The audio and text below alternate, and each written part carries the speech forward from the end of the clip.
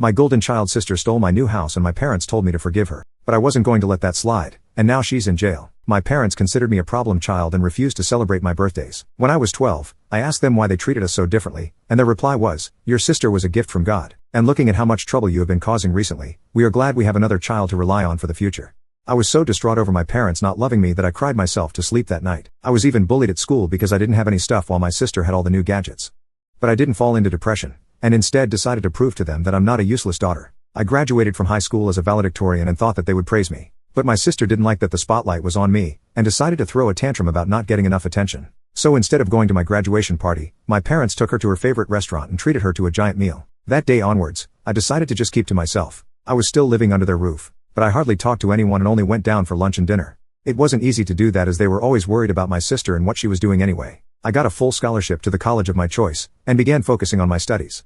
I impressed one of my freshman professors, and got hired as his assistant the following year. When my sister turned 18, our parents bought her a brand new house even though she hadn't even applied for any colleges. And she made sure to flaunt it in my face by saying, "Why don't you host a parties like I do?" Oops, I forgot that you don't own a house in the first place. That lit another fire inside me, and I began working on buying my own house. But I didn't just want to settle for a cheap house, and wanted to outdo her. After all, buying something more expensive than her house with my own money would be the perfect revenge in my opinion. So I got a job and started saving up money.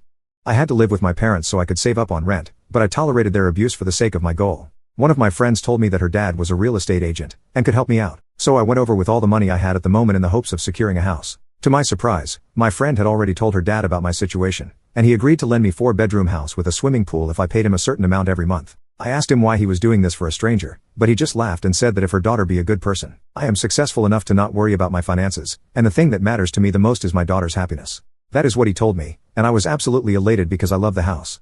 I immediately moved in it, and went to sleep. I had already decided to begin looking for car at that point, but never would I have guessed that my sister would do something terrible. She saw my house while I was coming to see my parents and threw a tantrum to our parents about how it was unfair that my house was better than hers. But since I had bought it with my own money, there was nothing they could do for her. Thinking that I had finally gotten some payback, after a few weeks I bought a car so I went to see my parents and they wanted me to stay the night there. As it was a few weeks since I've seen them so I decided to stay. I went to sleep. Put my car keys on my desk.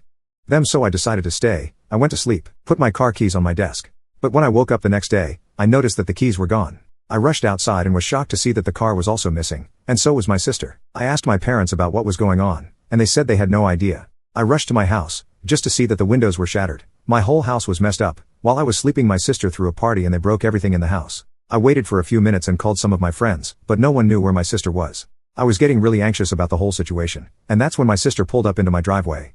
Only that she was in my car, and not her. Both the front and back bumper on my car were missing, and the driver's window was slightly cracked. I ran out shouting, "What did you do to my house and my car?" But she just shrugged her shoulders and laughed. Well, I wanted to celebrate my sister's new house so I threw a party and called some of my friends. I decided to take your car for a spin because this baby deserves a good driver. But turns out that it's actually a piece of trash and just fell apart on its own. Looks like you got scammed on this one. My eyes actually began to fill up with tears as I saw how she had wrecked my car and was clearly lying about it. I screamed at her, "You stole my car and destroyed my house and my car just because you were jealous." But at this point, my parents decided to step in and once again, take her side. My mother hugged her and asked if she was alright, while my dad said, "You can't accuse someone like that. She wouldn't lie about crashing your car and destroying your house and you need to believe your family's words." When I pointed out that she had literally stolen my car and my house, they said that she only borrowed it and that I should just let it go. They didn't even wait for my response and just began to drive back home. But little did they know, I had a trick up my sleeve. You see, I already knew that the golden child was going to try something like this, and prepared for it by installing a camera inside my car and inside my house.